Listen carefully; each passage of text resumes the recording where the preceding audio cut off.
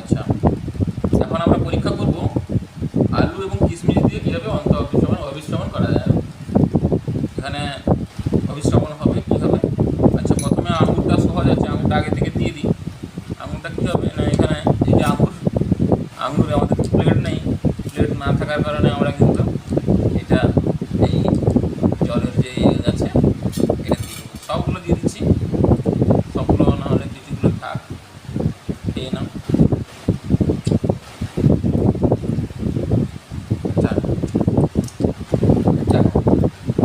এখানে জল দিয়ে দিচ্ছি, একবারে ভালো জল, বিসলারি জল আছে, কেনা জল, এটা দিয়ে দিলাম। এটা এখন কী হচ্ছে দেখা যাবে, অভিশ্রবণ হতে থাক, কারণ এটাতে কী অভিশ্রবণ হবে, এটাতে গন্ধ অভিশ্রবণ করবে। ভিতরে ঘন আছে, শুকনো কিচমিচ ঘন, এর উপাদানটা ঘন আছে, কিন্তু বাইরে জলের যে ঘনত্বটা কম আছে, তাই এটা হচ্ছে অর্ধবেদ্য পর্দা। কিশমিশের যে ছালটা সেটা কি না অর্ধবেদ্য পর্দা। অভিশ্রবণের মূল বিষয় হচ্ছে কি অর্ধবেদ্য পর্দা দ্বারা পৃথক করা থাকবে দুটি ঘনত্বের বস্তু। তাই ছালটা হচ্ছে অর্ধবেদ্য, ছালটার ভিতর দিয়ে কী হবে, জলটা অভ্যন্তর প্রবেশ করবে, দিয়ে এটা অভিশ্রবণ করবে। আচ্ছা, এটা হতে হতে তার আগে আমরা আলুটা দেখে নিই। আলুটাকে পচা আলু নিয়ে এসেছি, তোমরা কেটে নিতে হবে, এগুলো থাক, কাজে লাগবে, ভাজা খাওয়া হবে।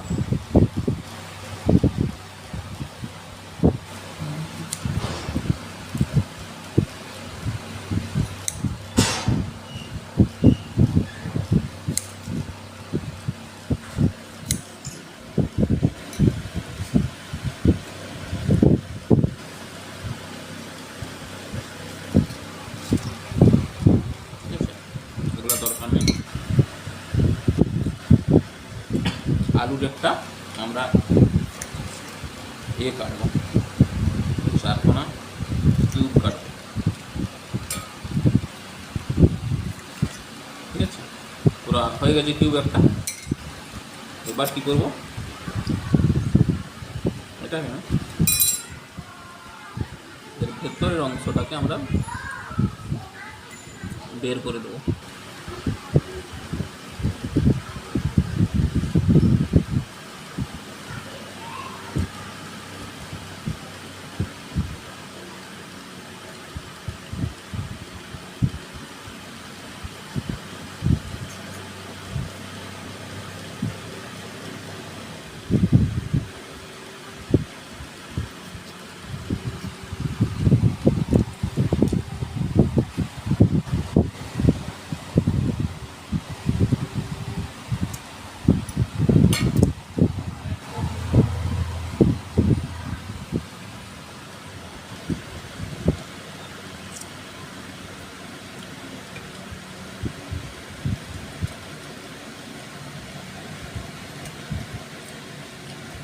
এইভাবে মোটামুটি বের করতে থাকবো। এবার পাতলা আলুর একটা বক্স করে দেবো।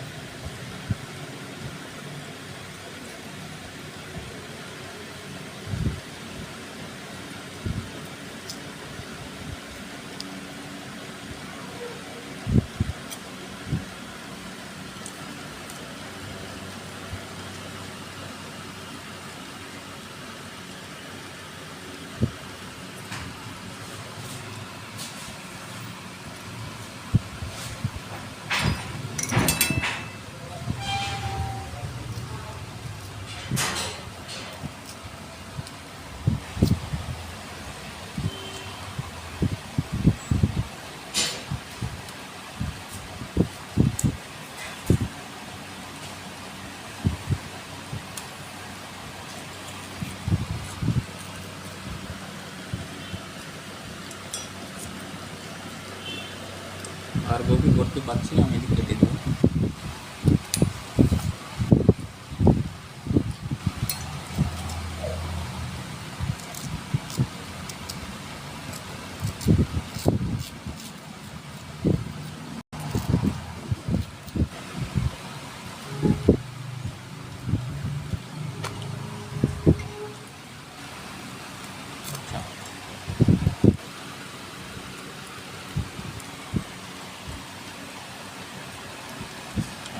দেখার জন্য আমাদের কী করতে হবে,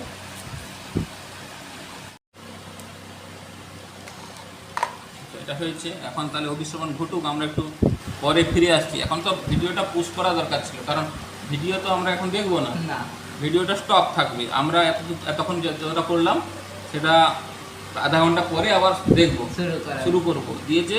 আচ্ছা এতক্ষণে তাহলে এটা তো এটা জলে দিয়ে দিয়েছি, সেটাও দিয়ে দিয়েছি। হ্যাঁ, এটা অনেকক্ষণ হয়ে গেছে। এবার ক্যামেরাম্যান ফোকাস করো, থাক পড়বে মোবাইলটা। আচ্ছা তার আগে আমি আলুগুলোকে সৎ ব্যবহার করবো কী করে তো দেখি। নিয়ে আয়। 5 টাকা বেসন কিনে আনি। হ্যাঁ হ্যাঁ নিয়ে আয়। হ্যাঁ স্যার, বেসনে ভাজা যায় কি? বেসন 20 টাকায় 500 গ্রাম, 10 টাকায় কিনে আনি। 10 টাকা স্যার কিনে আনো, কিনে আনো। হ্যাঁ স্যার, একটু পানি দিবেন। 250 বেসন কিনে আনছি 10 টাকা।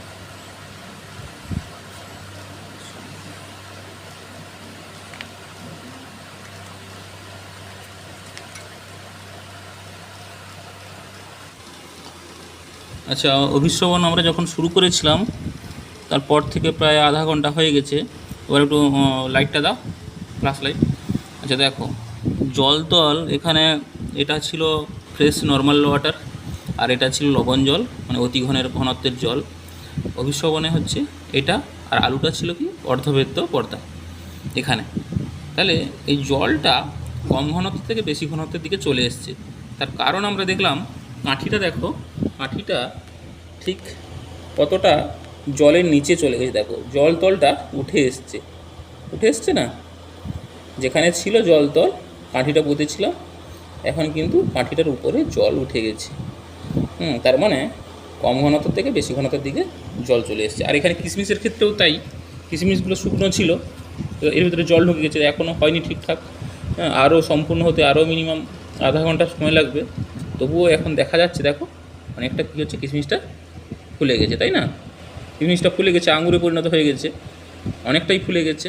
তার মানে এইখান থেকেও আমরা বুঝতে পারলাম যে জল কম ঘনত্ব থেকে বেশি ঘনত্বের দিকে গেল। আর এখানে আঙুরের ছালটা হচ্ছে অর্ধবেদ্য পর্দা। তাই এখানেও অভিশ্রবণ ঘটেছে। ঠিক আছে, এখানে এই পরীক্ষা থেকে আমরা বুঝতে পারলাম, কি বুঝলাম তাহলে, যে অভিশ্রবণ সবসময় কম ঘনত্ব থেকে বেশি ঘনত্বের দিকে হয়। আর অর্ধবেদ্য পর্দা দ্বারা পৃথক দুটো ঘনত্ব দ্রবণ থাকতে হবে। আর আলুটা দেখো চুপসে গেছে, আলুটা তুমি বেঁকে গেছে, দেখেছো? এটা কত ছিল, শক্ত হয়ে গেছে আবার। ঠিক আছে।